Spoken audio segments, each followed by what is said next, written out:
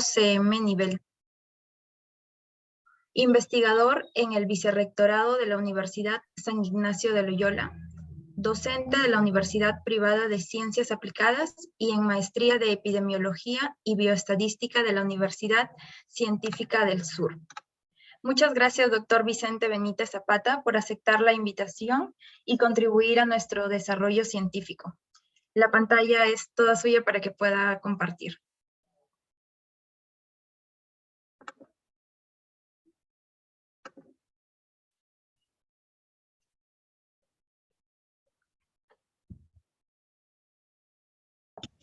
Tengo problemas con mi cámara, creo que no se puede ver, no sé si se está viendo mi hermoso rostro. Sí, doctor, buenas noches, sí se observa. Y gracias.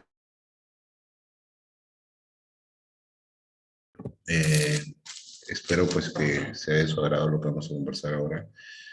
Tengo un poco baja la conexión, así que bueno, quería de todas maneras saludar a todos, que me vean un rato la cara. Y voy a compartir. Y luego voy a apagar la cámara porque si no me quita ancho de banda y se pone lenta la computadora. ¿Ya? Gracias. Entonces, ahorita voy a proyectar. Ya puedo proyectar, ¿no? Sí, doctor, ya se puede.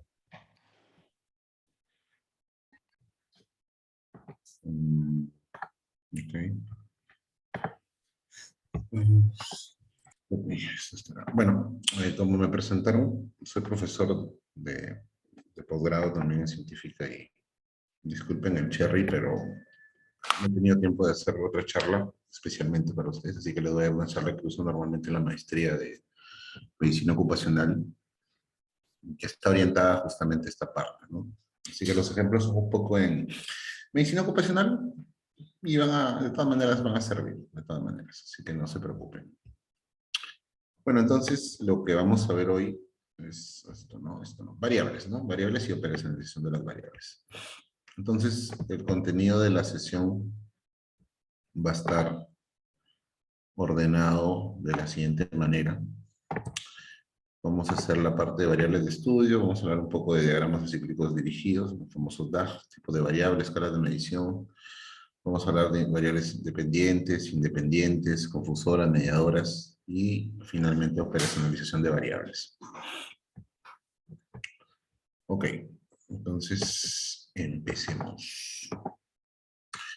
Bueno, las variables están definidas de acuerdo a cómo pueden ser cuantificadas, cómo pueden ser medidas, ¿no?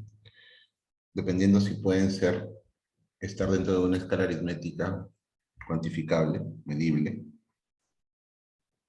Se habla de variables cuantitativas, ¿no? Dentro de las variables cuantitativas tenemos a las variables continuas y a las variables discretas.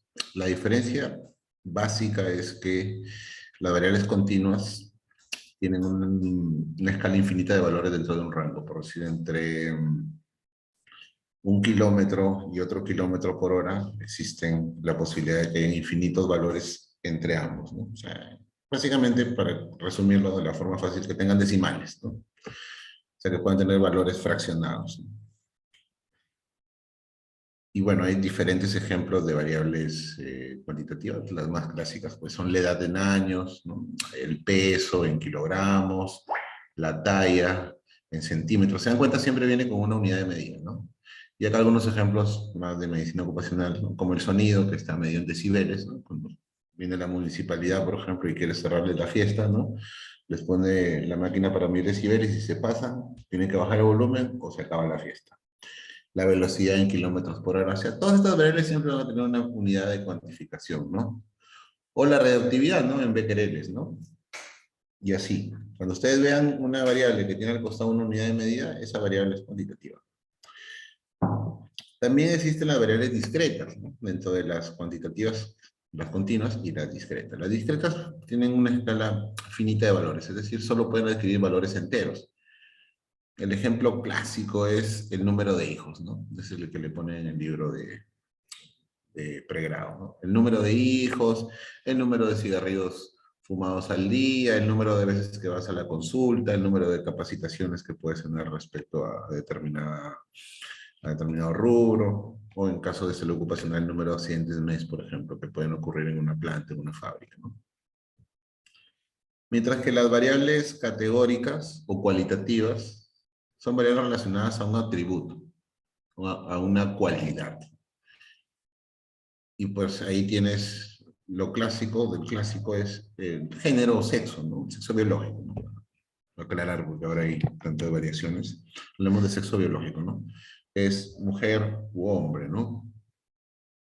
Entonces, si una variable, y estas variables tienen categorías, o también se le conoce como estratos, que son las condiciones o atributos, y que deben tener una característica fundamental.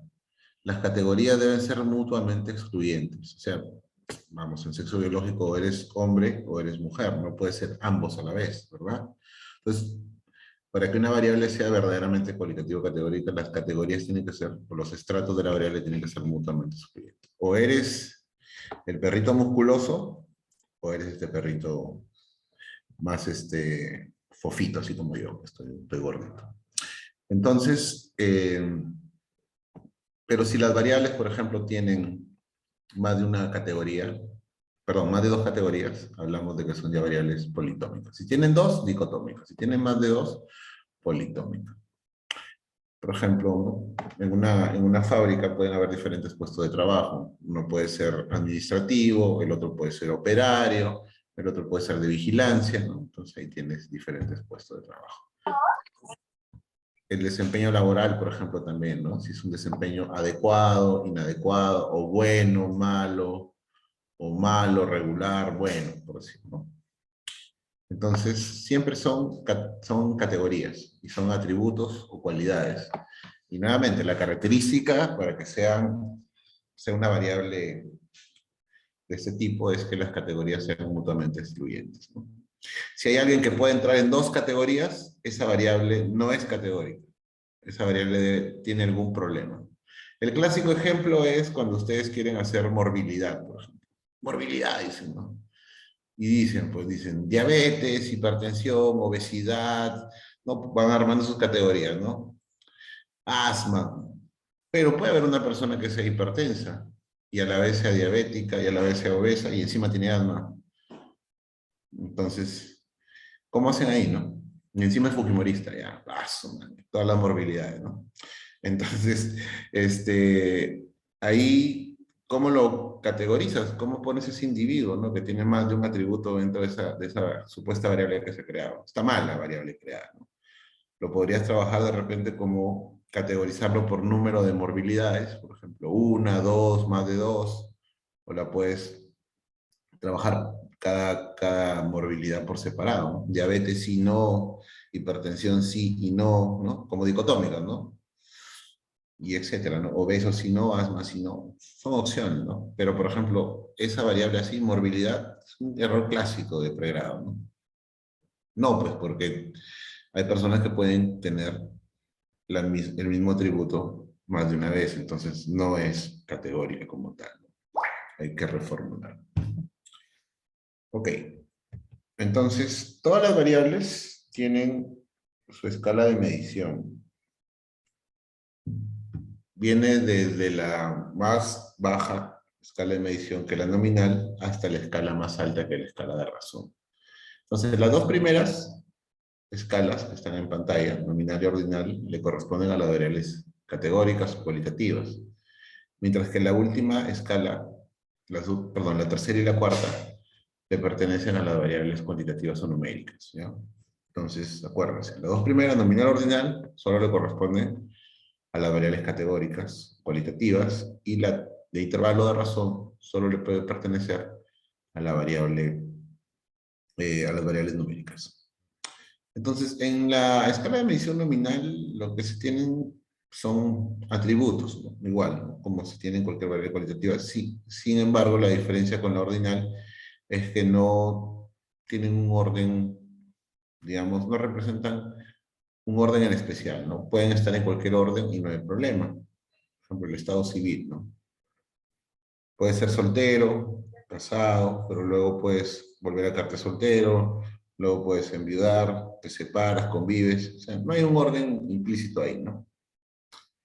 Mientras que la ordinal, de su nombre mismo proviene, ¿no? Los datos representan atributos, pero están ordenados de manera ascendente. O sea, hay una jerarquía en esos valores. Hay todo un toda una escalera, ¿no?, que va ascendiendo. El ejemplo clásico es el nivel educativo, el nivel de educación.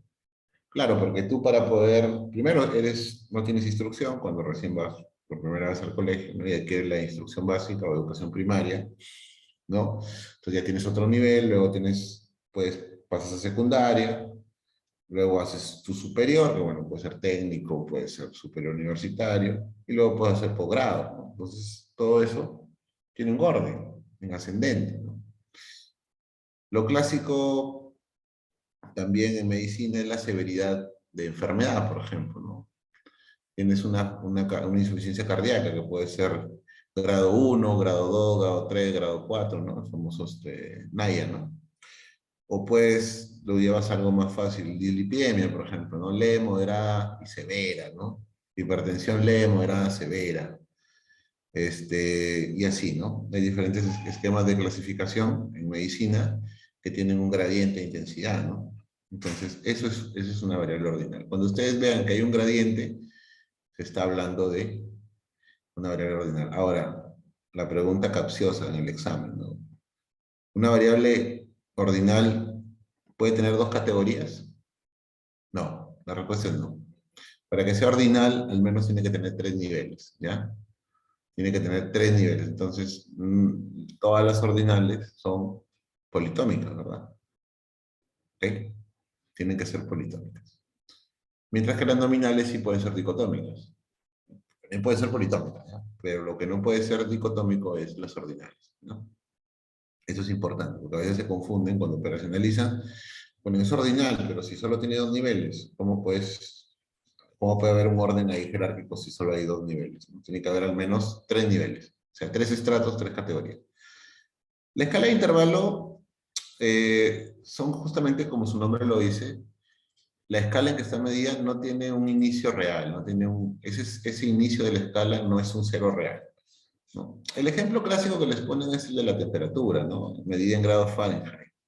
Pues se sabe que ese cero de grados centígrados o en grados Celsius, ¿no? Perdón, en grados Fahrenheit, ¿no? Como lo quieran, Celsius, Fahrenheit.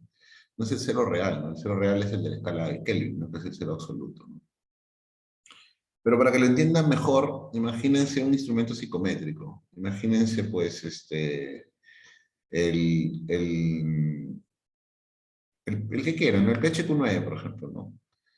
O cualquier otro instrumento, imagínense, un instrumento que utiliza una escala de Likert, que es una escala que inicia en 1 y acaba por lo general en 5, ¿no? Entonces, por ejemplo, si tu escala tiene 10 ítems, o sea, 10 preguntas, el mínimo puntaje, si todo se inicia desde 1, es 10. Y termina en 5, el máximo puntaje es 50. O sea, la escala está en un intervalo nada más de valores, que es entre 10 y 50, ¿no? Luego vendrá la interpretación de esos puntajes, ¿no? Pero en ese intervalo de valores se mueve la escala, ¿no? Entonces, ese inicio de la escala que es en 10, en realidad no es un cero real, ¿no? Sino simplemente es el inicio de la escala.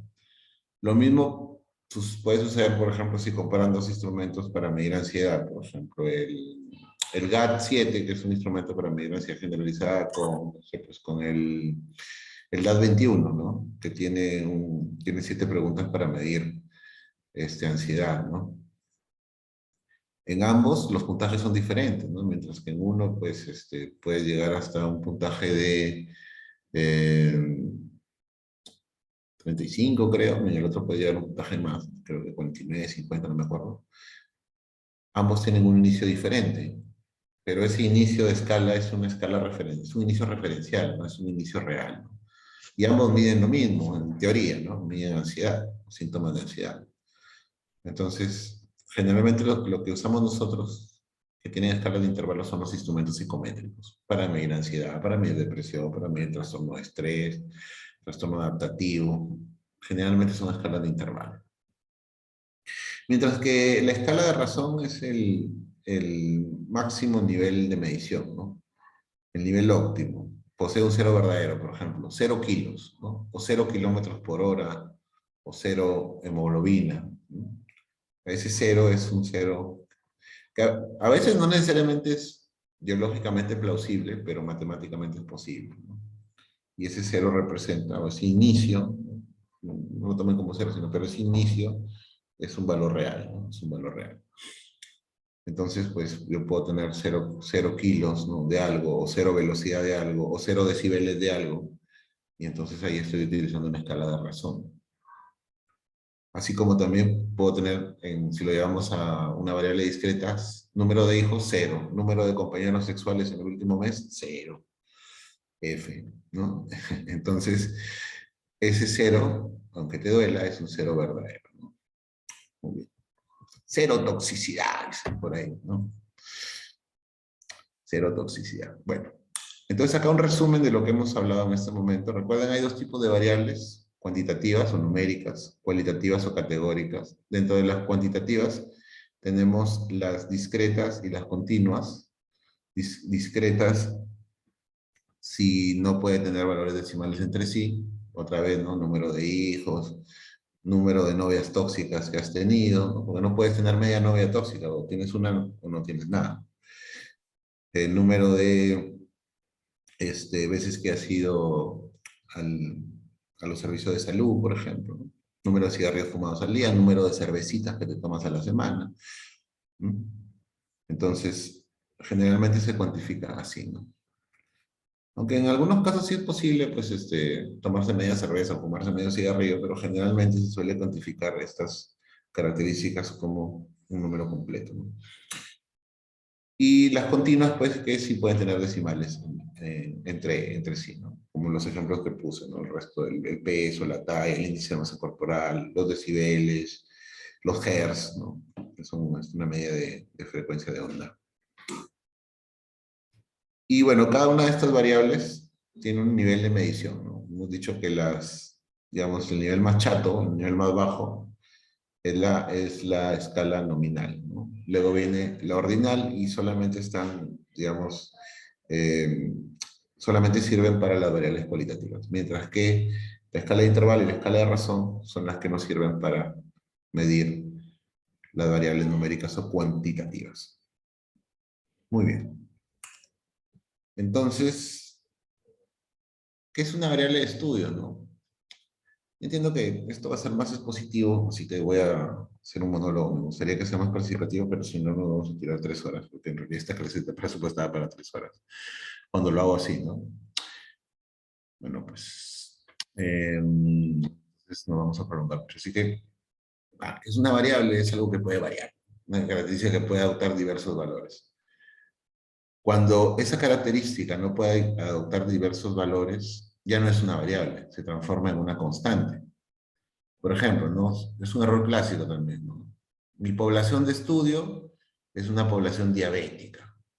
Y agarran en la tabla de presentación de variables, ponen diabetes. Diabetes sí, no. ¿No? Diabetes mellitus, si pones tipo 1, tipo 2. O diabetes mellitus tipo 2, sí, no.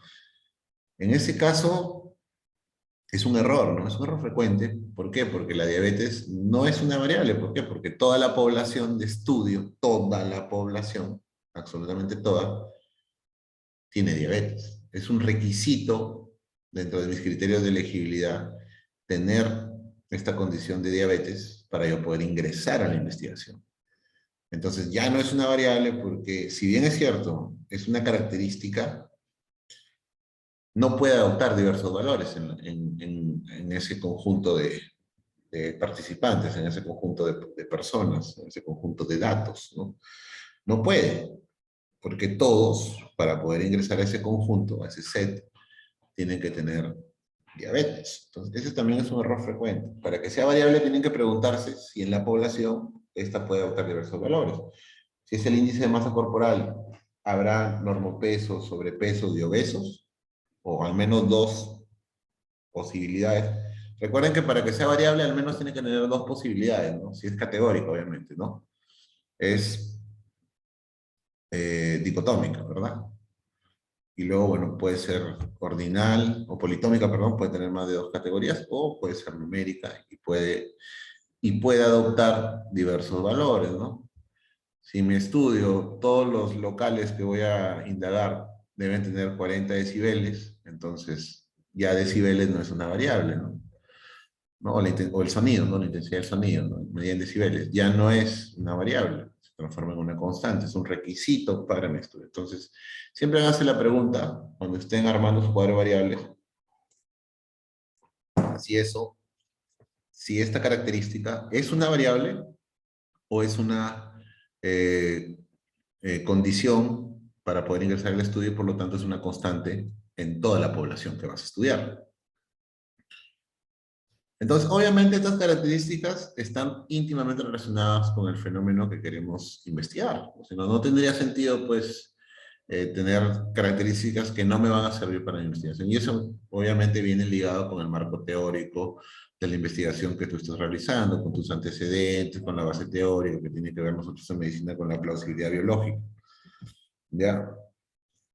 Y obviamente, pues, debe representar el fenómeno de interés adecuadamente. Es decir, tiene que tener validez externa, o sea, tiene que ser ampliamente aceptada por todos, ¿no? Como estas medidas que les digo, ¿no? Por ejemplo, ¿no? Es ampliamente aceptado que se puede medir la velocidad en kilómetros por hora, que se puede medir el índice de masa corporal kilogramos sobre metro al cuadrado, ¿no? Y además, tiene que ser medida precisamente, es decir, debe tener validez interna, es decir, tengo que usar un método que me permita tener confiabilidad, ¿no? Para poder medir esta variable, ¿no? Debo hacerlo con un método que sea válido y confiable, ¿no? Eso se llama validez interna. Y tiene mucho que ver con este concepto de justo validez interna en una investigación, ¿no? Que es una investigación que ha tratado de salvaguardar la mayoría de los sesgos. De hecho, ese es otro tema aparte. Es una clase entera, ¿no? Hablar de sesgos, ¿no? Pero ahí se habla de validez interna. Y validez externa en una investigación tiene que ver con la capacidad de extrapolar las conclusiones. Entonces, tú para poder extrapolar algo tienes que tener variables que sean ampliamente aceptadas como mediciones válidas, ¿no? Como conceptos válidos de, de las características o fenómenos de interés que quieres estudiar. Muy bien. Entonces, dependiendo del enfoque que ustedes vayan a realizar, ¿no? Hemos visto una especie de, vamos a citar acá a mi amigo el doctor Mesones, le voy a robar sus palabras, al doctor Eduardo Mesones, ¿no? Él habla de la anatomía de las variables, ¿no? Eso lo escuché en el CCN del 2015, en su clase. Me gustó lo que dijo. Me parece que es algo bien didáctico. No lo suelo decir acá en esta maestría porque hay ingenieros también y les parto el cerebro cuando hablo de anatomía y fisiología, pero como acá todos somos estudiantes de medicina, la mayoría, entonces sí puedo hablar acá, sí, ¿no? Entonces hemos visto un poco la anatomía de las variables, ¿no? La forma, cómo se mide todo, y ahora vamos a ver un poco la fisiología, o sea, la función que puedan tener estas variables, ¿no? Entonces el doctor Mesones habla de anatomía, lo que hemos visto, y habla de fisiología de las variables, o sea, la función que van a ocupar las variables dentro de la investigación. Entonces, si es un estudio netamente descriptivo, simplemente las variables se estudian individualmente y no hay esta función que deben cumplir dentro de un estudio. Sin embargo, si yo quiero hacer un estudio analítico, generalmente lo que más apuntamos, ¿no? Como investigadores, a ver muchachos, el business, está en esto, ¿no? En establecer relaciones de causa-efecto o inferencias de causa-efecto, tanto a nivel observacional como a nivel experimental. O sea, es decir, ¿no? Determinadas condiciones, exposiciones, diversas exposiciones, me hacen más susceptible a padecer una enfermedad, ¿no? Si yo soy obeso, si yo fumo, si yo ingiero alcohol, no hago actividad física, todos esos son factores de riesgo para que yo desarrolle un evento coronario, me dé un stroke, ¿no? Entonces ahí estamos en el plano observacional. Por otro lado, ¿no? Yo implemento una intervención, un programa basado en actividad física, porque identifiqué los factores de riesgo, en cambio de estilo de vida, en una mejor nutrición, yo voy a prevenir eventos coronarios, por ejemplo, ¿no?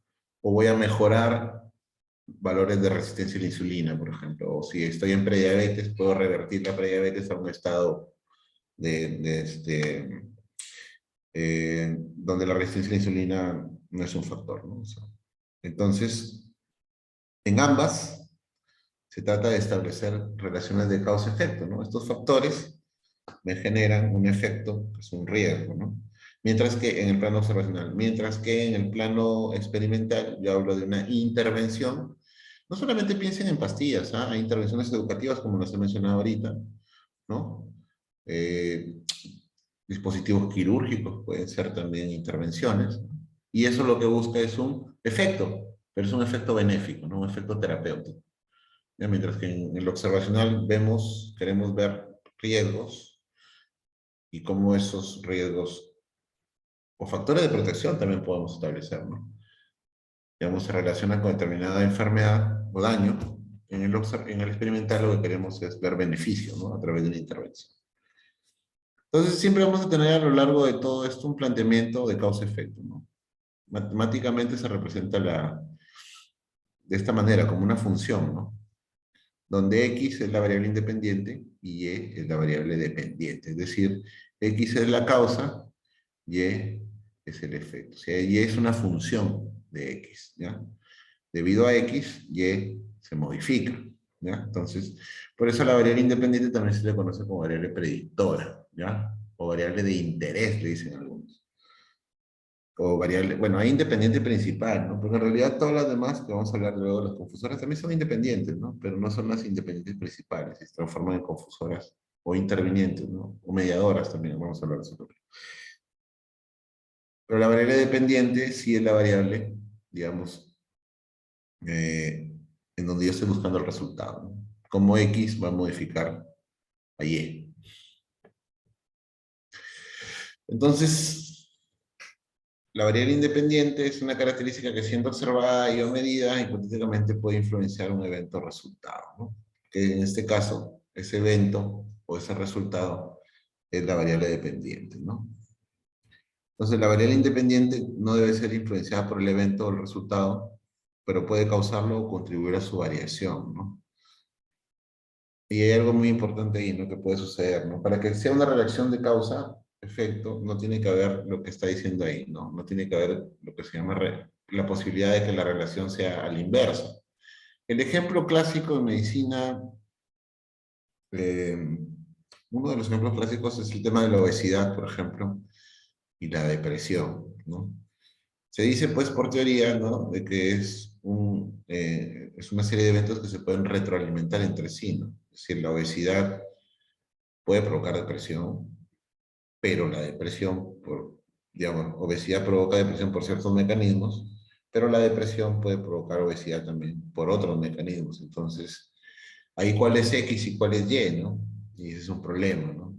Y eso se puede resolver utilizando un diseño de estudio que me permite establecer lo que se conoce como temporalidad, ¿no? Es decir, que yo estoy seguro de qué fue primero, ¿no? La causa o el efecto, ¿no? ¿Qué fue lo clásico? ¿No? ¿Qué fue primero, el huevo o la gallina? ¿No? Como se dice, ¿no?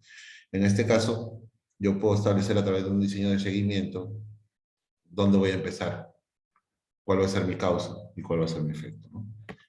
Pero por lo general, lo que más hacemos son estudios transversales. Y ahí en el estudio transversal es donde podemos tener este problema, ¿no? No sabemos, en ese caso, como solo tenemos una medición en el tiempo, en el mismo tiempo medimos el estatus de obesidad y el estatus de tener síntomas depresivos o depresión, no podemos establecer quién fue primero, ¿no? Entonces ahí tenemos una limitación. Eso se le conoce como causalidad reversa. Entonces, siempre ponerse ese ejemplo, ¿no? El ejemplo que les pongo a los de la maestría es, ¿no? El tema del estrés laboral con la productividad. El estrés laboral puede disminuir la productividad, pero también una productividad disminuida me puede generar estrés laboral. Entonces, ¿cómo lo planteo, no? Y ahí es importante la literatura también. Entonces, como hemos visto ya, ¿no? Una variable dependiente es una variable cuyo valor depende del efecto de... Pongo otras variables porque en realidad, y tienen que metérselo desde ya en la cabeza, así cuando ustedes planteen una investigación, que no solamente pueden plantear una relación de dos variables, sino que existen otras variables alrededor que también pueden afectar a la variable dependiente, ¿no? La edad, el género, los estilos de vida, los antecedentes médicos, etcétera, etcétera, ¿no? Todos esos además pueden impactar positiva o negativamente en la asociación que yo quiero ver, ¿no? Y vamos a ver que esas variables, que también son independientes de primer plano, pero luego van a adquirir un nombre propio, ¿no? Se les conoce como variables intervinientes, ¿no? O confusoras también, dependiendo, ¿no? Entonces,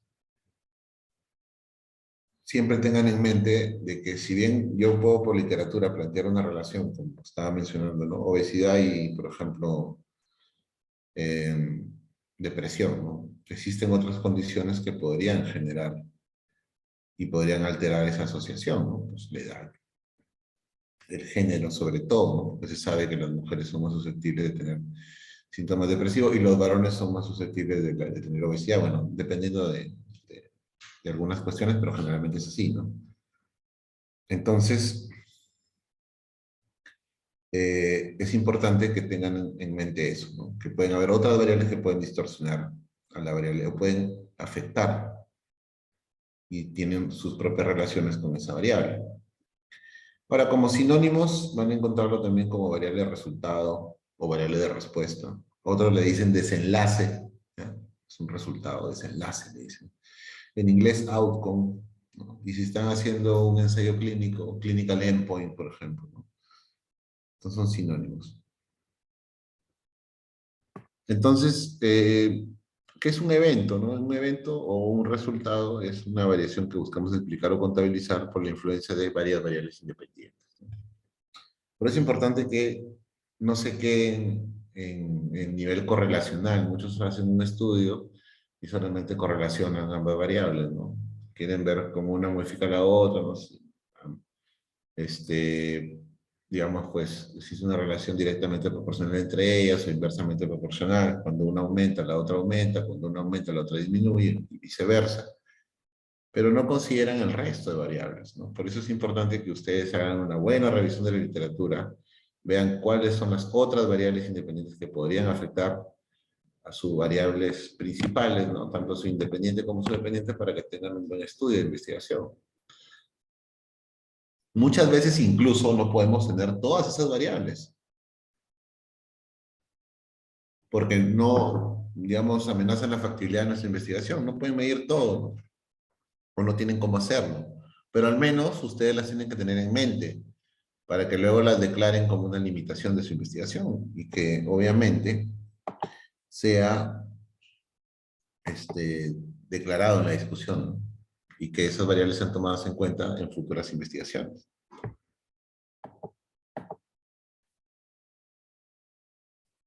Una variable intermedia también es otro tipo de variable.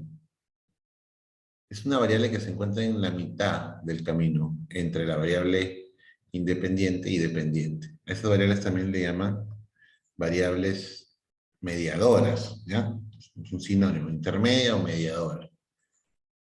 ¿Ya? ¿Por qué? Porque se supone que produce una variación en la variable dependiente y además es causada por la variable independiente.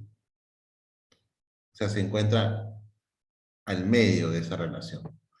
Ejemplo clásico, ¿no? La obesidad y el infarto agudo del miocardio o el stroke o cualquier enfermedad cardiovascular. Primero, se tiene que ser obeso. Una vez que uno es obeso, se produce la dislipidemia. Ese es uno de los mecanismos, ¿no? Produce, por ejemplo, un aumento del colesterol LDL y una disminución del HDL, además por otros mecanismos inflamatorios, ¿no? El mecanismo de la resistencia a la insulina. También puede generar la enfermedad a nivel del endotelio, generar la placa teromatosa, ¿no? Y luego esa placa teromatosa se desprende y produce el infarto. Entonces, en ese caso, el LDL elevado, el HDL elevado, la resistencia a la insulina, ¿no? Hiperinsulinemia, son variables que se encuentran en el camino causal entre la obesidad y el infarto agudo del miocardio, ¿no? Entonces, uno de los grandes retos de la epidemiología justamente es poder identificar estas variables, ¿ya? Porque es importante tenerlas en mente. De hecho, hay un tipo especial de análisis que se hace para esto, que se llama análisis de mediación, ¿no? Mi amigo el doctor Mesones es un crack en esta parte de análisis de mediación. De hecho, estuvo en Harvard hace un par de años, antes de la pandemia, viendo esos temas, ¿no? Es toda una ciencia, es todo un problema. El tema es que sabemos los métodos, pero nunca podemos tener los datos para ver ese tema de mediación. Pero son cosas interesantes. A nivel genético también se estudian varios de de estos análisis de mediación. Y entonces, si no es una variable mediadora, es una variable confusora, que es el otro tipo de variable, ¿no? Es un factor también, como la variable mediadora.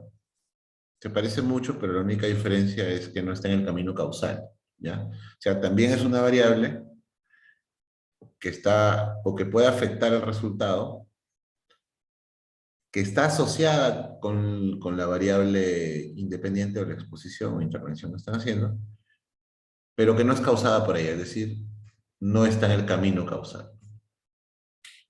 Entonces, ese factor lo que va a hacer es distorsionar el efecto aparente de nuestra variable de estudio sobre el resultado, o sea, de nuestra variable independiente. Lo va a distorsionar.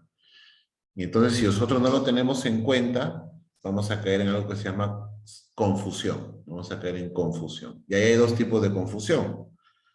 Si ustedes leen el libro de Rothman, el capítulo 1, en Epidemiología Moderna, te lo recomiendo, existe la confusión positiva y la confusión negativa, ¿no? Cuando hablamos de confusión positiva, se habla de que, digamos que en el análisis bivariado entre las dos variables se ve que hay una asociación entre la variable independiente y la dependiente. Y aplauso, ¿no? Si ustedes revisan la literatura publicada en Perú hace 10 años, la mayoría de los papers solamente analizaban relaciones bivariadas, no consideraban, y hasta se tomaban conclusiones con esos resultados.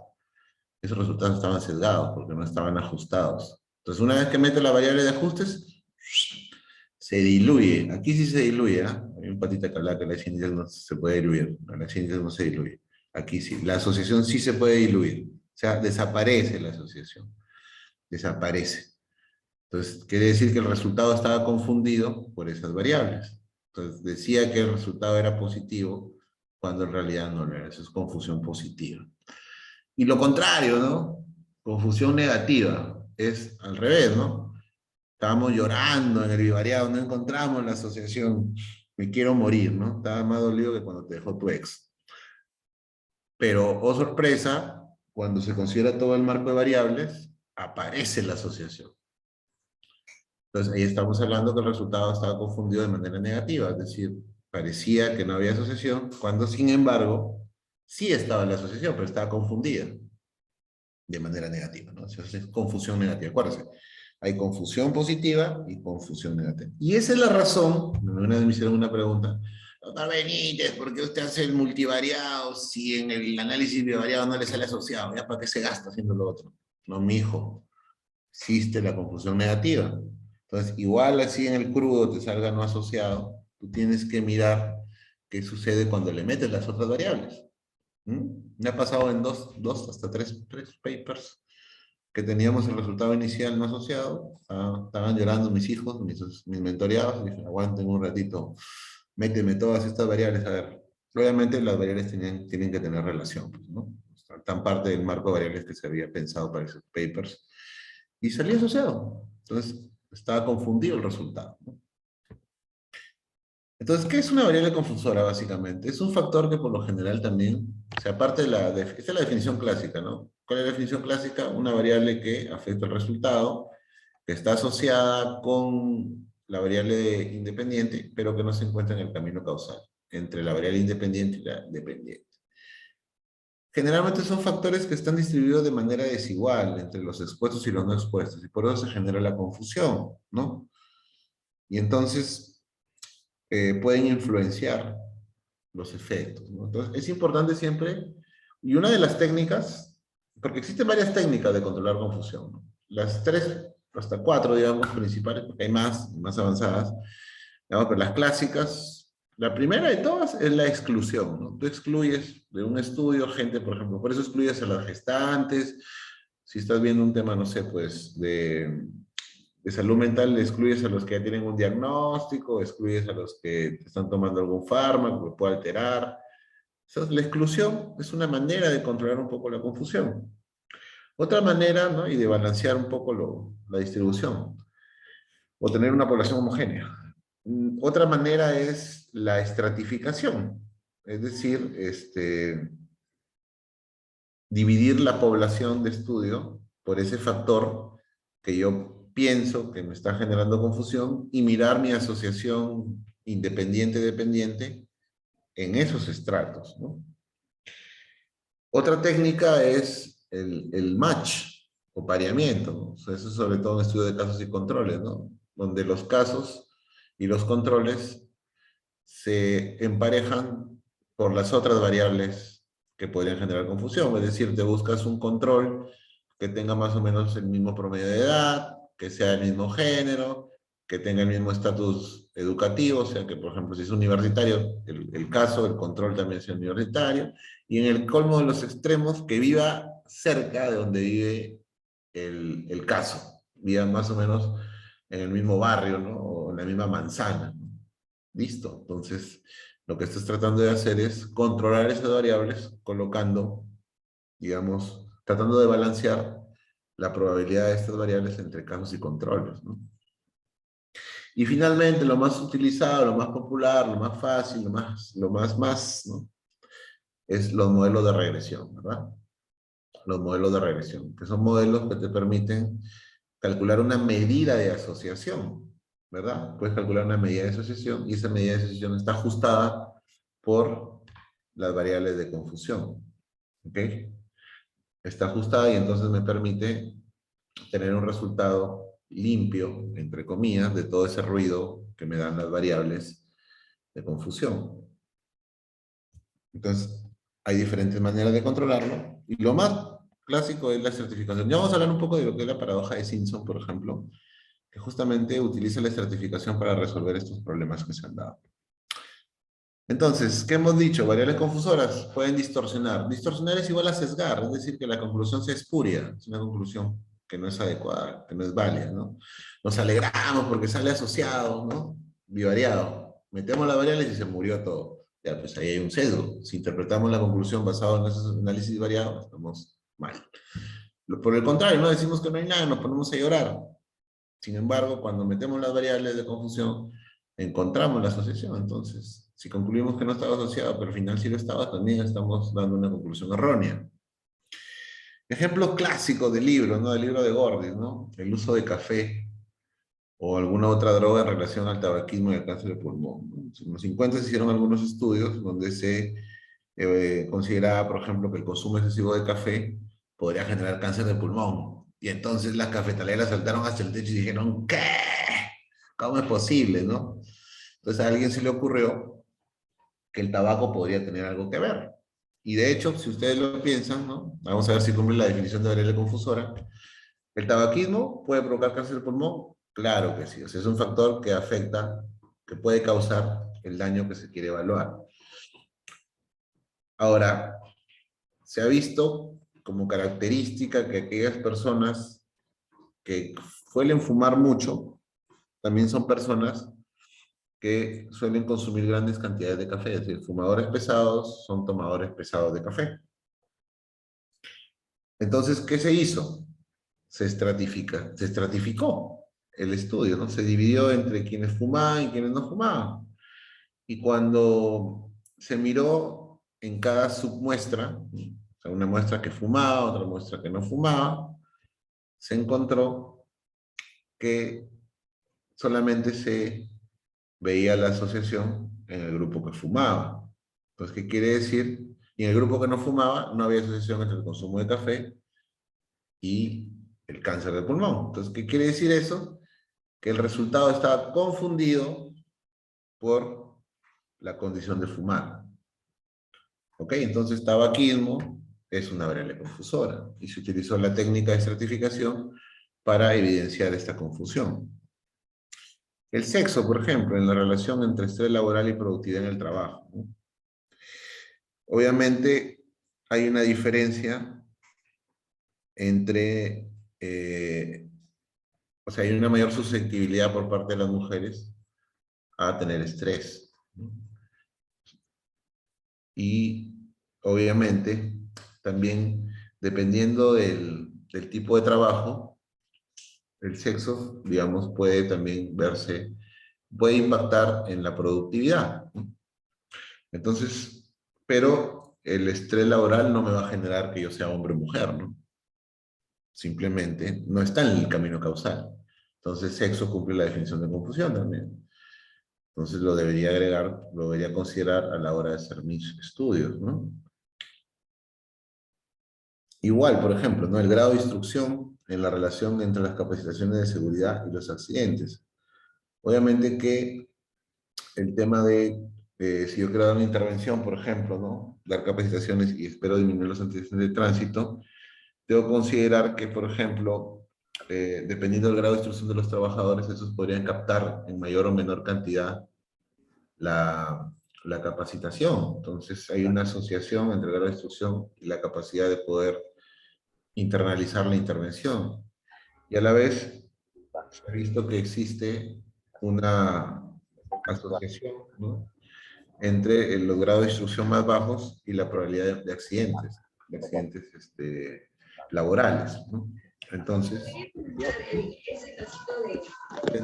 alguien que está con su micro prendido, por favor, si lo pudieran apagar. Ya, muchas gracias. Entonces, y si lo piensan, el grado de instrucción no se encuentra en el camino causal entre capacitaciones y accidentes, ¿no? No es que capacitación sea la causa del grado de instrucción. Entonces, lo debería considerar como una variable confusora también a la hora de poder ver esta asociación que yo quiero ver. Entonces, tenemos, por ejemplo, ¿no? Si encontramos que la exposición A está asociada con la enfermedad B, puede ser que la exposición A causa la enfermedad B, ¿no? Entonces, como siempre pensamos, ¿no? Causa-efecto, X y Y, ¿no? O A y B, como lo he puesto ahí. Entonces, por ejemplo, podríamos pensar que un bajo nivel de colesterol pueda causar cáncer de colon. Tengo este reporte de caso donde encuentro eso, ¿no? Y me planteo, entonces, ¿el bajo colesterol puede causar cáncer de colon? Bueno, puede ser. Y ahí viene lo que siempre me tengo que preguntar, ¿pero puede ser al revés? ¿Puede ser al revés? ¿O puede ser que la enfermedad cause la exposición?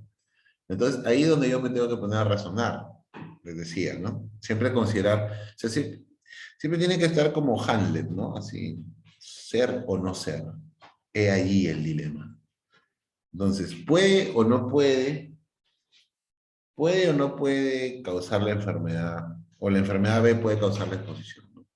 Entonces, cáncer de colon puede causar bajos niveles de colesterol. Bueno, puede ser, si hay una enfermedad, digamos, que puede alterar alguna parte del tracto intestinal y eso puede generar bajo colesterol, bueno, puede ser también, ¿no?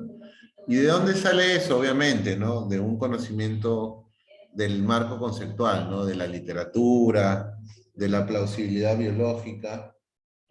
Entonces, es importante por eso que cuando ustedes planteen estas relaciones, hayan revisado, ¿no? Hayan leído, hayan visto la parte biológica, y de esa manera pueda quedar bien claro cómo es el planteamiento, ¿no? Y nuevamente, ¿no? Eso no quiere decir que no se pueda hacer la investigación. Existe la posibilidad de hacer un diseño longitudinal y establecer desde dónde yo voy a partir, ¿no? Por ejemplo, en el ejemplo de obesidad y de síntomas depresivos, si yo quiero plantear que la X es obesidad, tendría que hacer una cohorte, por ejemplo, ¿no? Y dividir a la población entre obesos y no obesos, y quitar de la línea de base del estudio aquellos que ya tienen síntomas depresivos o que ya tienen un diagnóstico depresivo. Solo me quedaría con gente sana, ¿ya? Con gente que no tiene de síntomas depresivos o depresión, para poder seguirlos determinado tiempo, 6 meses, un año, y ver al término de ese seguimiento cuáles, digamos, de ellos, en ambos grupos, han desarrollado síntomas depresivos. De esta forma, podría tener una conclusión, si es que en el grupo de obesos hay una mayor incidencia, y hablamos ahí de incidencia, de síntomas depresivos o depresión, comparado con el otro grupo, que es normopeso, ¿no?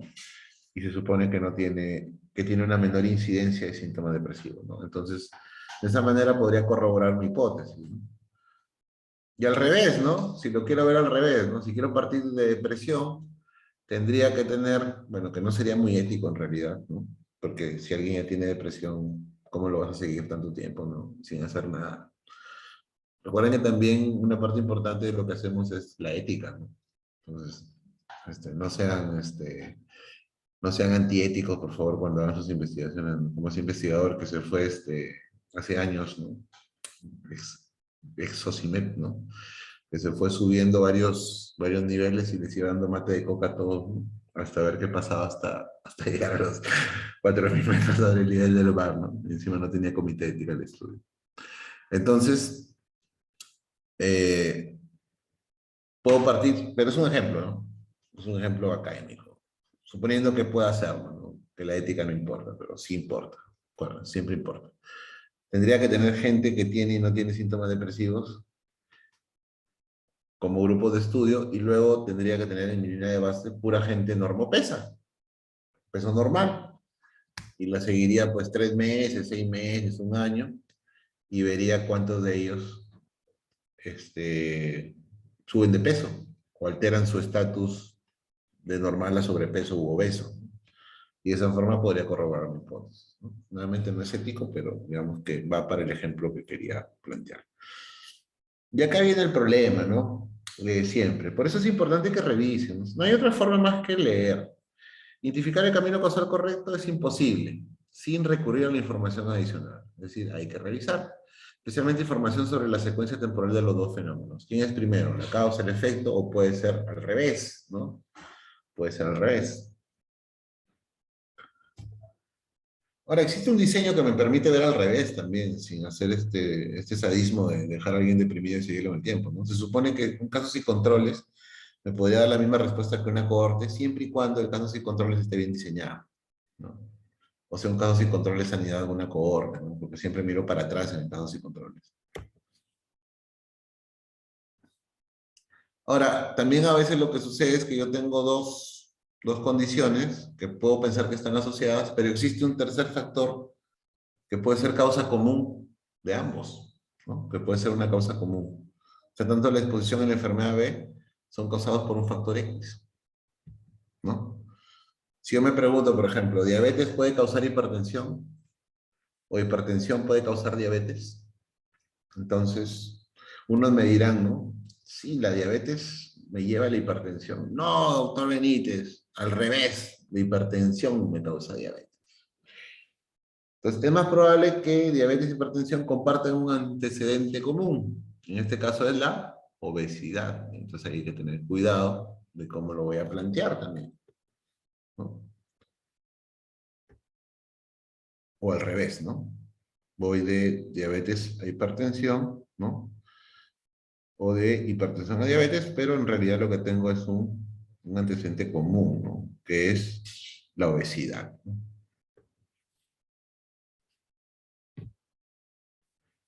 Por ejemplo, si nosotros concluimos que diabetes causa hipertensión, y si no hay una relación causal, podríamos decir que la relación entre hipertensión y diabetes es confundida por la obesidad, ¿no? Entonces, si yo no tomo en cuenta eso, podría terminar diciendo cualquier cosa, ¿no?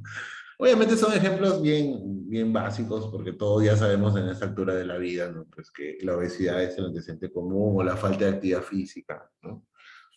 Que prácticamente viene a ser como que algo que obviamente también tiene que ver con obesidad, ¿no? Ah, y esto es bien importante en epidemiología. Esto es algo, es una máxima, como se dice, ¿no? Los confusores siempre son verdaderas causas de enfermedad, mientras que los sesgos son artefactos, ¿no? Y esa es de la clase de sesgos, ¿no? Existen 3 tipos de sesgos en general, ¿no? Hablamos del sesgo de selección, del sesgo de medición de información y de la confusión. No le digo sesgo de confusión porque yo estoy del lado del equipo que dice de que no se le debería hacer sesgo en sí, porque los sesgos son artefactos que se pueden corregir en el protocolo. Si tú tienes un buen tamaño de muestra, una buena técnica de muestreo, criterios de elegibilidad bien establecidos, no caes en sesgo de selección. Y no tienes pérdidas de seguimiento, no caes en sesgo de selección. Mientras que es igual, ¿no? Tienes instrumentos validados, instrumentos calibrados, un buen control de calidad, minimizas la posibilidad de sesgo de medición de información. Entonces, eso lo trabajas en el protocolo y a la hora de ejecutar el estudio. Sin embargo, la confusión es algo que siempre va a estar, sobre todo en los estudios observacionales, ¿no? Se supone que en el estudio experimental yo hago el show, el teatro, de la aleatorización, y se supone que la aleatorización me hace la magia, ¿no? Lo que hace la aleatorización es balancear los confusores. Entonces tengo grupos, el de intervención y el de control, que están balanceados en sus confusores, ¿no? Y que la única diferencia entre ellos es la intervención. Y por lo tanto, si los confusores están balanceados y la única diferencia entre ambos grupos en bloque es la intervención, si encuentro un efecto benéfico, es un efecto causal. Y les decía acá, ¿no? Ya hemos visto, ¿no? Todos los factores asociados con la exposición y con la enfermedad son una variable confusora, puede ser una variable mediadora, ¿no? Un mediador también es asociado con la variable independiente y dependiente, pero es parte de la cadena causal entre la variable independiente y dependiente. Entonces, uno de los fracasos más grandes a la hora de analizar datos es confundir un confusor y un mediador, ¿no? Es uno de los errores comunes en epidemiología. En realidad no hacemos el ejercicio de pensar a veces. Y pensamos que todos son mediadores. Perdón, todos son confusores y algunos son mediadores. Y el problema está en que no se debería introducir los mediadores en los modelos de regresión. ¿Ya? No se deben introducir, porque generas problemas a la hora de obtener resultados, ¿no? Generas resultados espurios también. Generas, bueno, no voy a ampliar porque en realidad no vamos a hacer una clase amplia de datos, pero se abre una puerta trasera, un camino de puerta trasera. Mientras que lo que queremos hacer con el ajuste es justamente cerrar esos caminos de puerta trasera.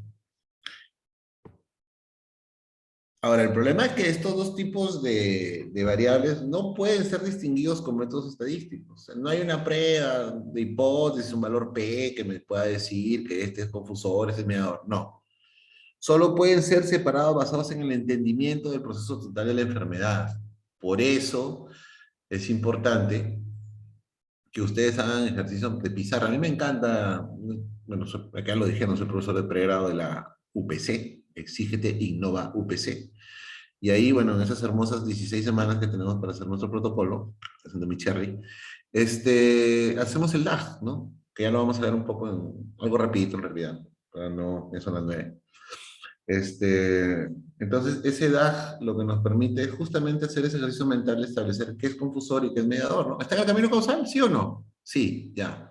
Igual, lo podemos medir, ¿ah? No quiere decir que las vamos a descartar las variables, sino que vamos a considerarlas para la descripción. Y a la hora de la asociación, no se le mete, ¿no? No se le mete porque hay colinealidad o no se le mete porque se considera una variable mediadora, ¿no? Teóricamente, ¿no? Porque nuevamente existen análisis, ¿no? Que me permiten estadísticamente hacer lo que se conoce como análisis de mediación. Pero ya tengo que ir teóricamente planteando que eso puede ser un mediador. Entonces, para hacer esa distinción clara, vamos a ver cómo controlamos confusores en la investigación. A ver, dice, hay una asociación entre una exposición, beber café y una enfermedad, infarto miocardio. Es un poco lo que hablé ahora, ¿no? Entonces, paso 1. Hay una asociación, beber café en forma excesiva está estadísticamente asociado con altas tasas de infarto agudo miocardio. Entonces, yo puedo decir que café es la causa de infarto. Bueno, entonces ahí me pongo a leer, ¿no? Me pongo a investigar y digo, ¿será? O el tabaquismo puede ser un confusor. Ya lo hemos dicho, ¿no? El potencial confusor está asociado con la exposición. Bebedores de café fuertes están asociados con altas tasas de tabaquismo. Tabaquismo llena uno de los criterios para confusor potencial. Paso 4. Confusor potencial está asociado con la enfermedad de interés. Sí, el tabaquismo se asocia a mayores tasas de infarto o el miocardio. Fumar cumple el segundo criterio. Entonces, y obviamente no está en el camino causal, ¿verdad? No está en el camino causal, porque si bien tomar café se asocia, pero no es la causa de fumar en realidad, no causa fumar. ¿Ya? Entonces, el ajuste por tabaquismo elimina la asociación de bebedores de café e infarto agudo de miocardio. La asociación es explicada por el hecho de que más bebedores de café son también fumadores, ¿no? Un poco lo que mencioné ahora rápidamente. Conclusión, beber café no es una causa de infarto al miocardio, así que sigan tomando su café. Control inapropiado, vamos a hablar de control inapropiado para confusores. Hay una asociación, la hipótesis es que hay una asociación entre obesidad y una enfermedad, infarto al miocardio. Esa es la base, ¿no? Entonces, primero, la obesidad está estadísticamente asociada con altas tasas de infarto al miocardio. ¿Es obesidad una causa de infarto? Bueno, ya todos lo sabemos, ¿no? Pero vamos con un ejemplo académico. Paso 2, identificar potenciales confusores. ¿Podría ser el nivel de colesterol un confusor? Paso 3, ¿está el potencial confusor asociado con la exposición? Claro.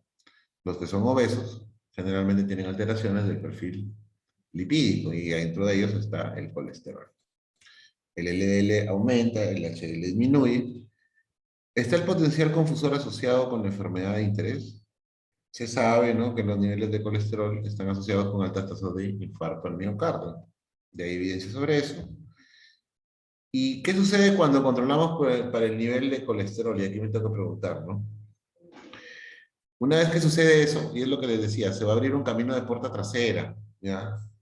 ¿Por qué? Porque al ajustar por el colesterol, se elimina la asociación de obesidad e infarto al miocardio. ¿Por qué? Porque el colesterol está en el camino causal entre la obesidad y el infarto. Y entonces es inapropiado que yo quiera ajustar mi asociación entre obesidad e infarto por colesterol. Conclusión, no debemos concluir que obesidad no es una causa de infarto al miocardio, debido a que el nivel de colesterol puede ser parte del camino causal de obesidad e infarto al miocardio.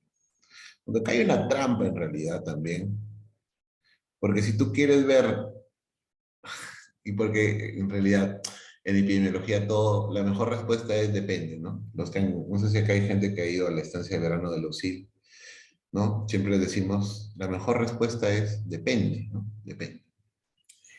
Yo también podría incluso, o sea, podría persistir en querer ajustar por colesterol, pero para tratar de ver si existe asociación por otras condiciones que se relacionan con la obesidad, que no son la vía causal del HDL o el LDL o de los triglicéridos. Podría haber una ruta genética, por ejemplo, ¿no? Pero eso es más tirado de los pelos, pero también alguien podría decir que es lo que quiere ver, ¿no? Y por eso está controlando por colesterol y HDL, porque lo que quiere ver es si había algunas condiciones. Pero para poder argumentarlo tendría que tener la medición de esas variables, ¿no? Como les digo, en epidemiología todo depende, pero digamos que básicamente, si yo quiero ver, digamos, esa vía, no la debería ajustar, porque estoy perdiendo la asociación. Vamos a hablar un poco de la paradoja de Simpson, que también tiene que ver con confusión, ¿no?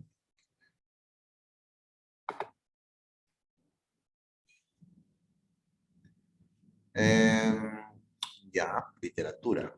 Ese es otro precio, ¿ah? Ese es otro precio. Ah, no hay problema. Ahí, con la encargada, que me moleste en la semana, ¿ya? Y le mando unos papers para que lean. Entonces, miren, algo que tienen que saber, muy importante, como si que quieren ser epidemiólogos, investigadores, es que o sea, ay, ese pata sabe un montón de estadística, dicen, ¿no? Llamen al estadístico, dicen, ¿no? Llamen al estadístico, porque no sabe el análisis. Miren, la estadística es la esclava de la epidemiología, no al revés, ¿ya? Y ustedes tienen que considerar siempre que primero es el planteamiento epidemiológico, ¿ya?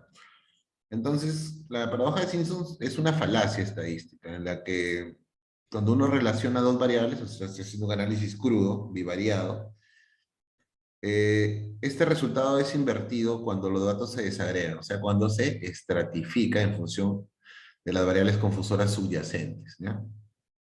Para eso tengo que saber. Entonces, llamen al estadístico. Entonces le hace su correlación, ¿no? Su correlación. Y encuentran, por ejemplo, que fumar durante el embarazo es mejor. genera menos problemas perinatales, ¿no? Y uno cuando estratifica por otras condiciones, la edad de la madre, las comorbilidades, antecedentes médicos, se va a la asociación. O sea, se revierte, como está acá, ¿no? Luego tenemos acá al amigo Rafa, ¿no? Ok, si tú eres un buen epidemiólogo, no te vas a dejar llevar por este planteamiento tan simple y vas a tratar de siempre estratificar, ¿no? Agrupar por grupos, ¿no? Para romper eso, ¿no? Y hay varios ejemplos clásicos, ¿no? Hay dos ejemplos clásicos que les he traído, justo a raíz del Día de la Mujer, en que se conmemora toda esta lucha que existe por la igualdad de derechos entre hombres y mujeres. Les cuento, ya por el año de 1973, en el verano del 73, sucedía algo que se conoce como la demanda de Berkeley. ¿Qué pasó en ese verano maravilloso del 73? Pura psicodelia. Se presentaron a la escuela de progrado, ¿no? Diferentes, digamos, hombres, mujeres, ¿no? Ahí están los números de solicitudes, y se acusó airadamente de un patriarcado, ¿no? Se acusó de que había habido una manipulación para que haya más admisiones de hombres y mujeres, y alguien sacó su cuadrito, ¿no? Un entusiasta sacó su cuadrito. Dijo, hay estas solicitudes de hombres, 44% admitidos, y hay de todas las mujeres solamente 4.321, solo el 35% se admitido. Hay una desigualdad, hay una preferencia, patriarcado, discriminación, etcétera, etcétera. Pero a alguien que sabía epidemiología se le ocurrió estratificar por departamento, sea por maestría o doctorado o programa al que habían postulado. Y miren lo que pasó. Cuando estratificaron, ¡oh sorpresa! Por ejemplo, en el departamento A, ¿no? Donde da la maestría o el doctorado tal, miren, se presentaron, les agregaron el número de solicitudes por departamento y el número de admisiones por departamento por género, tanto por hombres y por mujeres. Entonces, se puede observar claramente que incluso en algunos departamentos hay mayor admisión de mujeres. Por ejemplo, en el departamento A, el 82% de las admisiones fueron para mujeres, comparadas con las admisiones para varones. En el departamento B también. En el departamento C, digamos que era un poco más varones, pero digamos que la diferencia no era tan grande, ¿no? Igual acá para mujeres, ¿no? Y acá también un poco más para varones, pero digamos que si ustedes ven los porcentajes, no estaban desbalanceados como lo podemos ver arriba, que la diferencia era mucho más grande, no era más o menos del 9%. Entonces con esto se demostró de que no había habido una preferencia, sino que era un problema de los denominadores. ¿Ya? El problema siempre son los denominadores. Cuando hay una diferencia muy grande entre denominadores y todo está apilado, todo está agrupado, eso puede generar confusión. Entonces una vez que se estratificó por departamento, ¿no? Se pudo romper la paradoja, ¿no? Entonces es un ejemplo de paradoja de Simpson. Otro ejemplo clásico, litiasis renal, ¿no? Allá por los 70 también, ¿no? Se encontró que se estaban hablando de dos tratamientos, ¿no? La cirugía abierta y la nefrolitotomía percutánea. Es un procedimiento endoscópico y es una cirugía a tajo abierto, ¿no? Ahora hay más técnicas, está la litotricia y por la uretroscopía, no sé, hay más técnicas, pero estamos hablando de los 70, ¿no? 70, principios de los 80. Entonces, ¿qué pasaba, no? Cuando se consideraba solamente el global, veían que la mejor técnica era la nefrolitotomía percutánea, en general, ¿no? Y la cirugía abierta no, digamos, tenía una menor tasa de éxito. Sin embargo, no se había considerado el tamaño de los cálculos, ¿ya? ¿Y por qué era importante el tamaño de los cálculos? Porque el tamaño de los cálculos lo que determinaba era la severidad de la enfermedad. Entonces los cirujanos tenían una mayor tendencia, como ustedes pueden ver acá, miren, a hacer cirugía abierta. Miren el denominador, 263. hacer cirugía abierta cuando eran cálculos más grandes. Mientras que miren el grupo 2, ellos tenían una mayor preferencia a hacer nefrolitotomía percutánea cuando los cálculos eran pequeños. Entonces el problema era el denominador.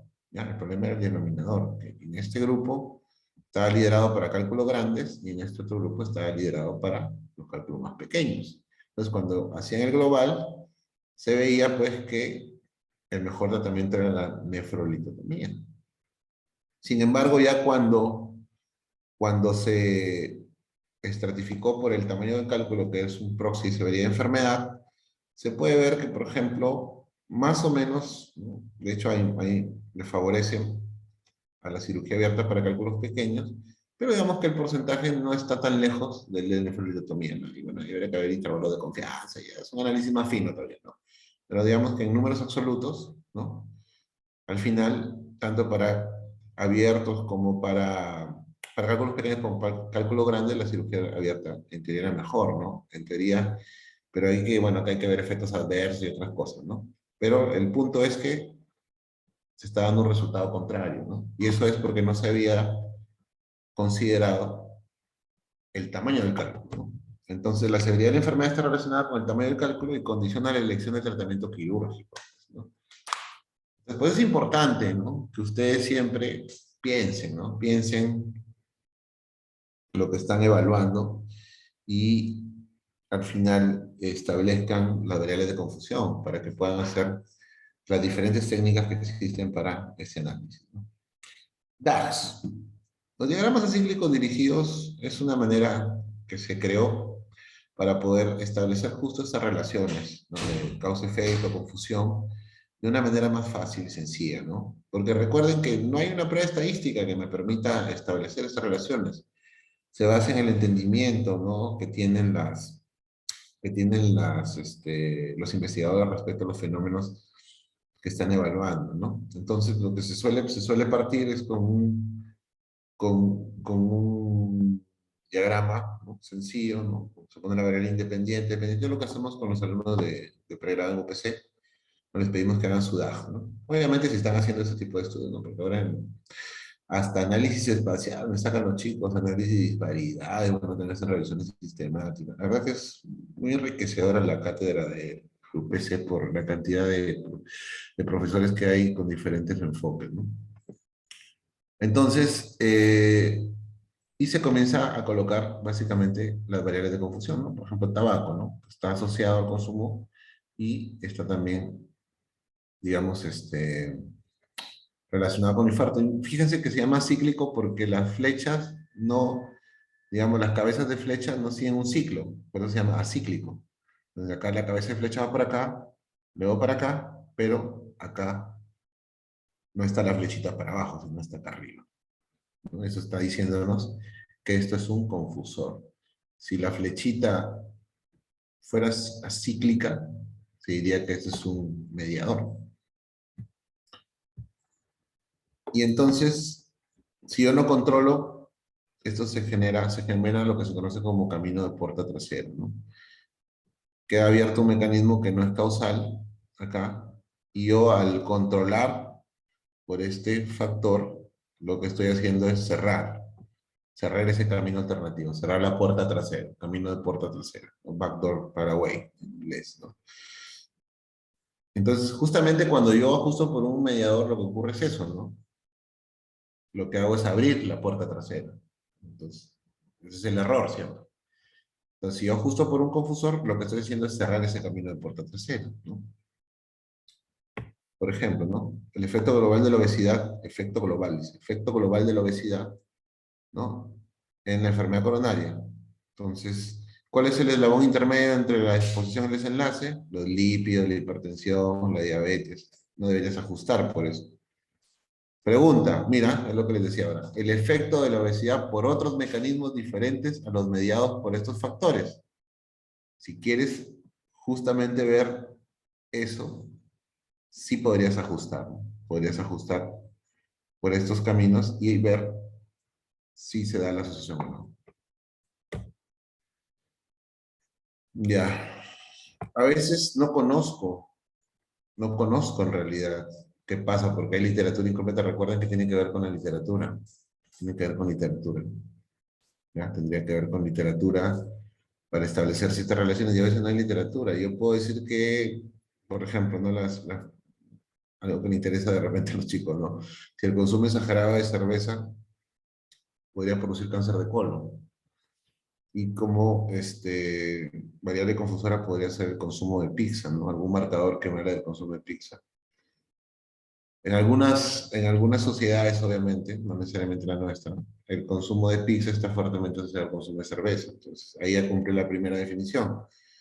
Pero no está establecido que el consumo de pizza genere cáncer de colon. Entonces, en los DAX, cuando no estoy seguro de algo, lo puedo representar como como una línea punteada, ¿no?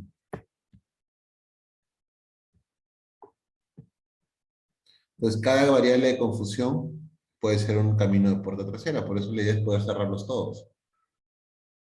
Cuando hago la aleatorización en los ensayos clínicos, lo que hace la aleatorización es el cierre de todas las puertas traseras. Desaparece la asociación entre la exposición, que en ese caso viene a ser la intervención, la variable independiente, y las otras variables de confusión. Entonces queda limpio, ¿no? El grupo control con el grupo de intervención. Y quedan balanceados, por decirlo. O sea, todos los caminos de puertas traseras han sido cerrados, ¿no? Se habla de la intervención, obviamente es una variable que tiene dos niveles, intervención y control, ¿no? Entonces esos caminos son cerrados y por lo tanto se puede analizar como una relación causal. Y bueno, pues, ¿no? Más o menos así son los DACs, ¿no? Voy a ponerles un ejemplo de un estudio que se hizo para evaluar la exposición crónica de arsénico en agua potable en residentes de la ciudad de Antofagasta en el norte de Chile. Ustedes saben que el sur de nuestro país, Tacna, ¿no? Es una zona minera, y también el norte de Chile, ¿no? Entonces hay, digamos, bastantes desechos de la minería. De hecho, hoy día me invitaron a un trabajo de investigación para hacer una intervención con quelantes en una comunidad de Tacna, ¿no? Donde se supone que han encontrado contaminación por mercurio. Estamos buscando los fondos para hacerlo. Entonces, bueno, en este estudio preliminar a ese, ¿no? En ese estudio chileno, lo que se busca establecer es justamente un diagrama cíclico dirigido para ver qué variables serían las pertinentes para establecer y medir. Además, por literatura, ellos bueno, para empezar, obviamente, para ver el consumo crónico de arsénico hay que tener un marcador biológico en sangre, en orina, en el pelo, ¿no? Que me permite establecer la exposición crónica. Entonces, eh, eh, además considerar algunos efectos, algunas otras variables que podrían afectar esa relación. Entonces ellos encontraron que hay variabilidad interindividual atribuida a la presencia de un alelo de la enzima glutatiónase transferasa, T1, el GSTT1. Entonces, cuando había la presencia de este polimorfismo, ¿no? Había una alteración sobre la excreción urinaria del ácido dimetilarsénico, el ADMA, que es el marcador que van a utilizar ellos para establecer la exposición crónica a arsénico. Recuerden que la variable independiente es consumo de agua potable, porque se presume que toda la línea está contaminada, la línea de agua potable, y el desenlace es este marcador, ¿no? Que nos habla de un consumo, de una exposición crónica al arsénico. Y entonces ellos están considerando también medir la presencia de este alelo, porque esto genera variabilidad interindividual, ¿no? Sobre la excreción urinaria de este metabolito. Entonces, el metabolito que es el metabolito detoxificador de la exposición a arsénico por consumo de agua. Entonces, si está elevado, quiere decir que el cuerpo está luchando por sacar el arsénico del cuerpo. Entonces, eh, esta otra variable puede afectar. Entonces, se usó un DAG para seleccionar las variables. Y miren, ese es su DAG, ¿no? Ese es un gráfico acíclico dirigido propuesto por el mecanismo causal entre la ingesta de agua y la excreción de ADMA modificado, ¿no? Se habla de que hay una modificación por la variabilidad interindividual, ¿no? Entonces considera también este factor, perdón, ¿no? Y miren todas las variables que tienen, ¿no? Ese es su DAG, ¿no? Así empiezan de acá para acá, y hablan del consumo de pescados y mariscos, porque ahí también puede haber arsénico. La obesidad, obviamente, que tiene que ver con el tema de distribución por el tema de la grasa, el género, ¿no?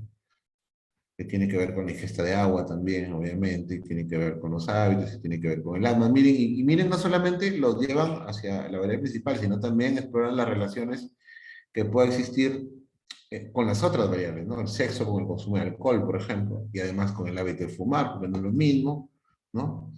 Sexo con el IMC, sexo con el consumo de mariscos de pescado, porque de repente en esa región a las mujeres no les gusta tanto como a los hombres, o viceversa.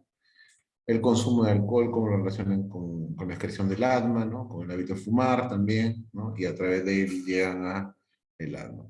Entonces, en realidad, todo esto es una ciencia, ¿ya? Existen paquetes, software que te permite, te facilita un poco hacer el grafiquito, pero básicamente lo que tienes que saber es la teoría, ¿no? Las relaciones que existen entre variables.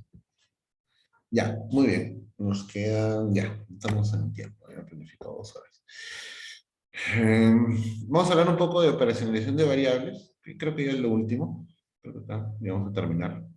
Vamos a hacer algo corto. Básicamente, todo lo que hemos visto, ¿no? Ha sido resumiendo la anatomía de las variables, es decir, si es una variable cuantitativa, cualitativa, cómo la voy a medir, ¿no? Qué tipo de escala, nominal, ordinal, intervalo de razón, y luego hemos visto la fisiología de las variables, ¿no? Estamos viendo pues que hay variable independiente, variable dependiente, variable mediadora, variable confusora, y entonces una vez que ya tenemos definido todo eso, podemos llevar a una operacionalización, es decir, cómo yo voy a trabajar las variables en mi investigación.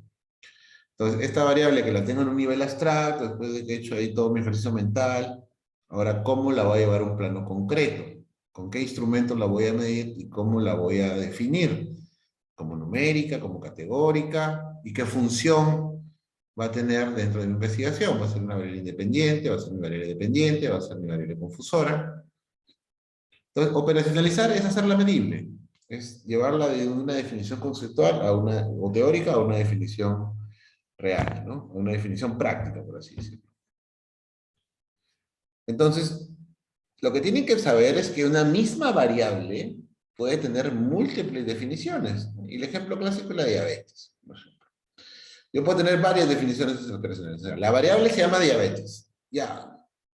A ver, ¿cómo va a medir la diabetes el tesista?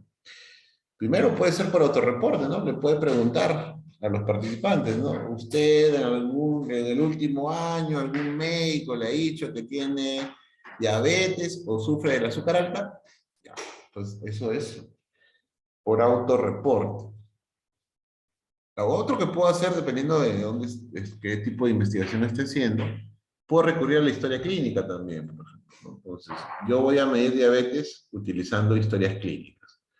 Voy a revisar los antecedentes de los últimos 5 años de la historia clínica y voy a ver ahí si es que dice que tiene diabetes. Si tiene diabetes, para mí, en la historia clínica, para mí tiene diabetes. No, dice alguien, no, yo voy a utilizar mejor la glicemia en ayunas. Entonces yo voy a gastar mi plata, ¿no? Y voy a hacer una toma de glicemia en ayunas, y aquellos que tengan más de 126 miligramos por decilitro, esos van a ser considerados diabéticos. No, no, no, dice otro, no. Yo voy a utilizar la hemoglobina glicosilada. Aquellos que tengan un valor mayor a 7% de hemoglobina glicosilada, esos van a ser considerados diabéticos. No, dice el más bacán de todos. No, yo lo que quiero hacer es un té de tolerancia oral a la glucosa. Y aquellos que tengan una glicemia por encima de 200, después de las 2 horas, esos van a ser considerados diabéticos, ¿no? Y viene uno más minucioso todavía, dice, no, yo voy a considerar las 3 definiciones: glicemia en ayunas, hemoglobina glicosilada y TTGO a las 2 horas. Le va a medir las 3 cosas. Y si sale positivo en alguno, es diabetes. Esa es la definición de la ALAD, ¿no? De la Asociación Latinoamericana de Diabetes, o de la ADA, ¿no? Asociación Americana de Diabetes. Entonces, se dan cuenta que es la misma variable, pero que puede ser operacionalizada de diversas maneras, ¿no? Entonces, ¿qué es lo que hay que hacer primero para operacionalizar variables? ¿Cuáles son los pasos? Primero, definición de las variables. ¿Ya? Tienen que tener una definición conceptual y operacional, ¿no? conceptual, perdón, una definición conceptual. O sea, ¿qué es la variable? ¿De qué se trata? ¿Cuál es el concepto? Y una vez que ya la tengo definida, voy a determinar cuáles son las dimensiones que tiene esa variable. ¿Ya? Luego voy a establecer los indicadores y subindicadores necesarios. Si es em, dicotómica, si es politómica, si es dependiente, independiente, y finalmente cuáles son las escalas de medición. Y bueno, las fuentes también de dónde las voy a obtener. Este es un ejemplo de tabla de personalización de variables, ¿no? Por ejemplo, hay tres variables ahí: la disfunción sexual, la hiperactividad del intrusor y la edad. Entonces, por ejemplo, como definición conceptual, disfunción sexual es la alteración de la dinámica sexual. Luego, tipo de variable según su naturaleza. Va a ser una variable cuantitativa, la voy a trabajar como cuantitativa. Según su relación, va a ser dependiente. Esa va a ser mi variable dependiente, mi dependiente principal. ¿Cuál va a ser el indicador de definición operativa?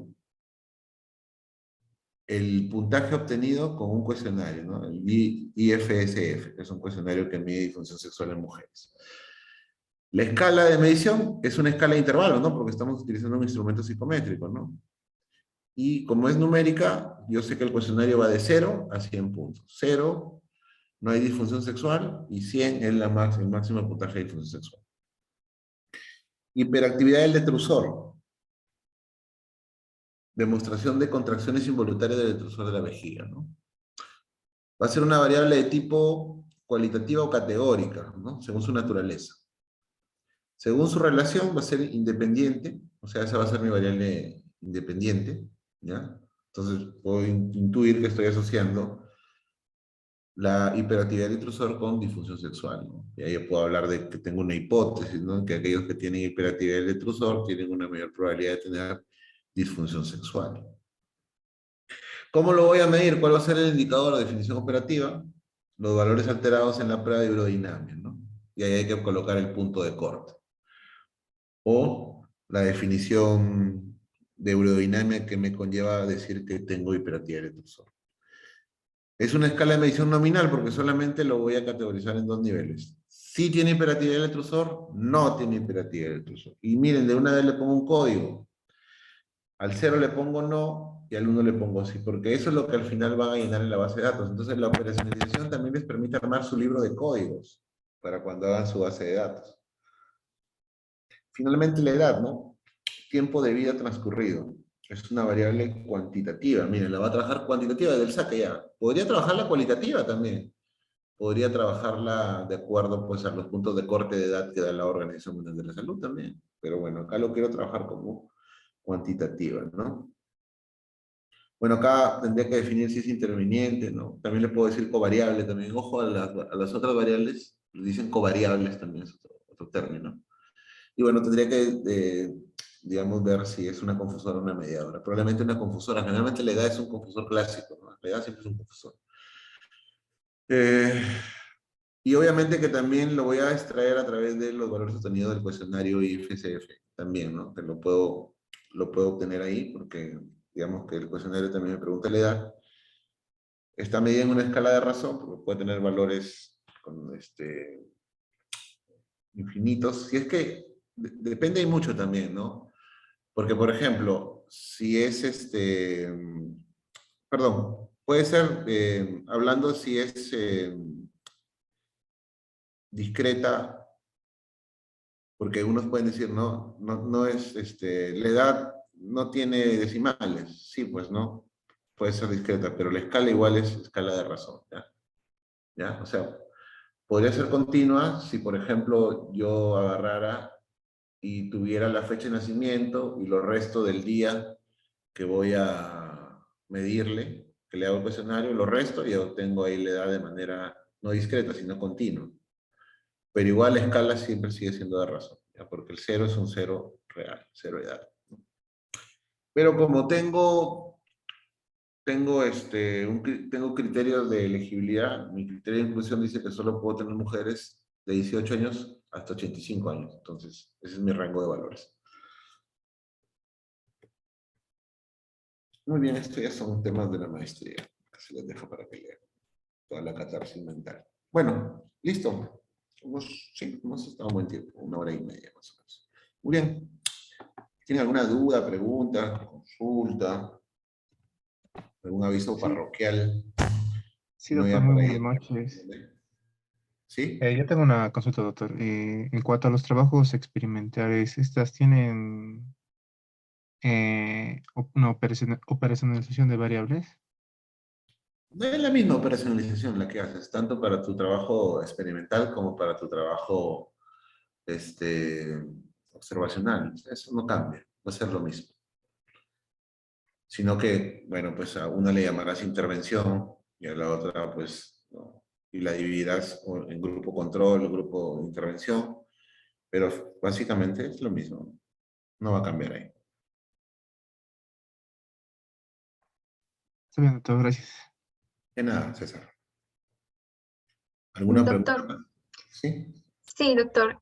Bueno, por el chat nos dejan una interrogante. Buenas noches, gracias por la exposición. ¿Podría brindar literatura para reforzar el tema, por favor? Ese es otro precio, ya le dije hace rato, es otro precio.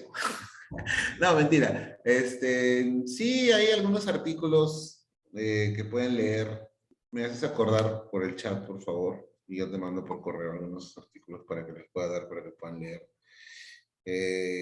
Sí, sí, hay un par de artículos ahí interesantes. De hecho, hay un montón de literatura escrita sobre el tema me imagino que los que les interesa la parte de diagramas acíclicos, de confusión, ¿verdad? Raúl, que hace la pregunta.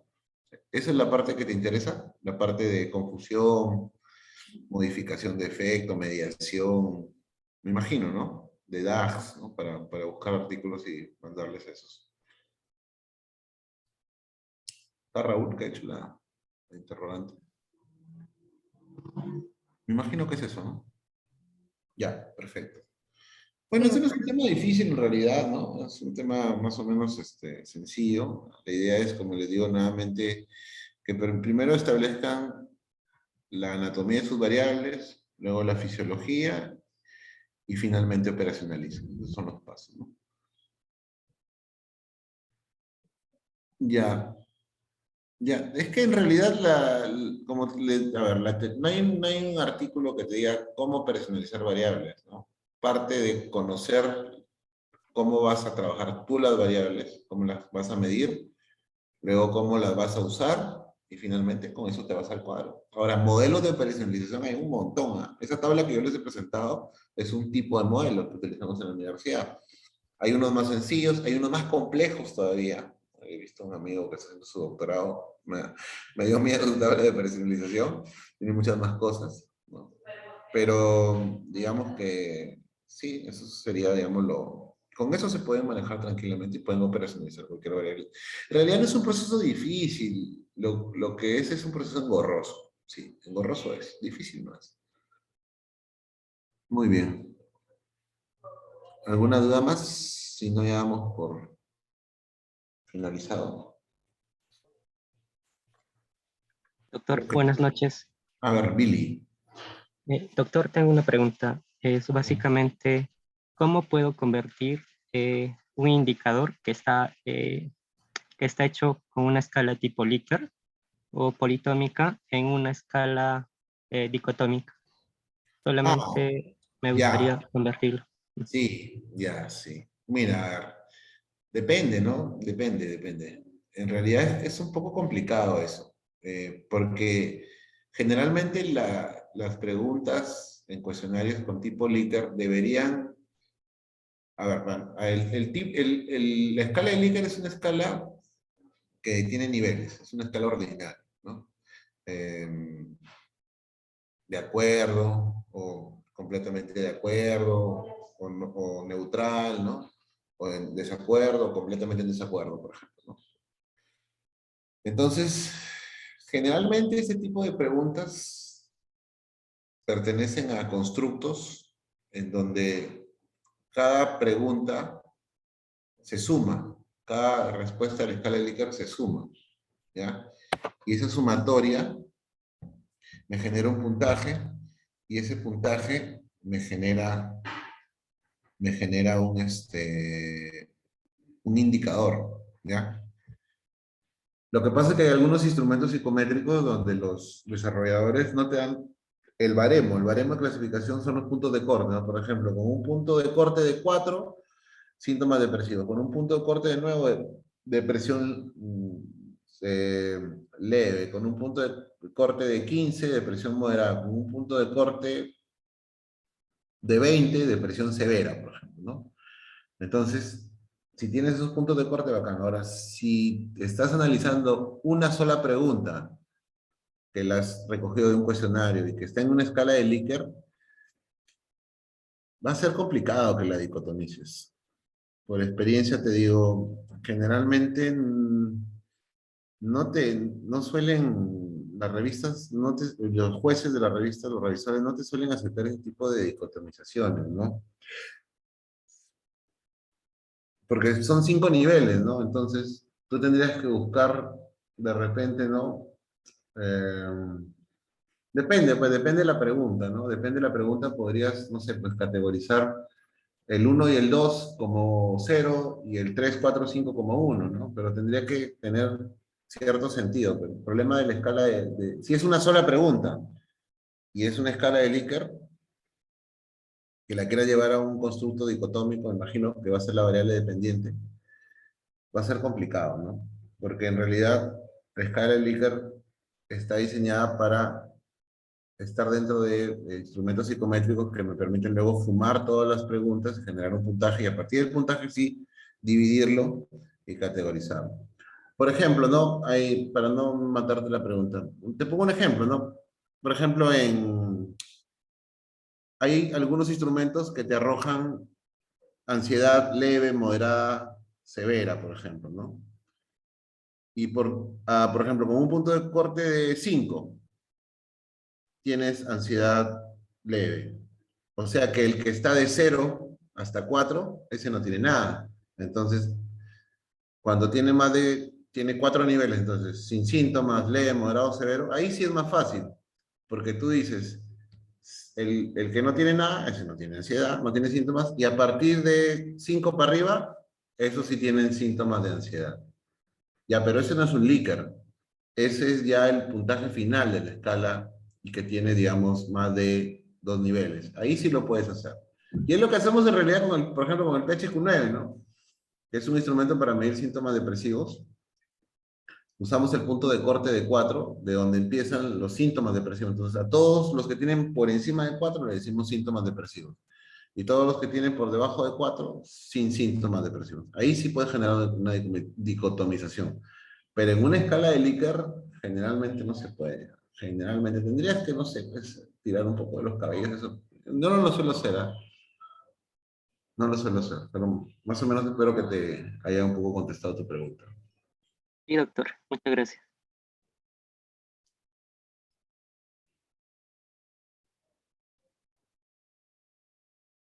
¿A ver, alguien más? Si no, yo me despido de ustedes. Tengo que corregir cosas. Bueno. Bien, doctor.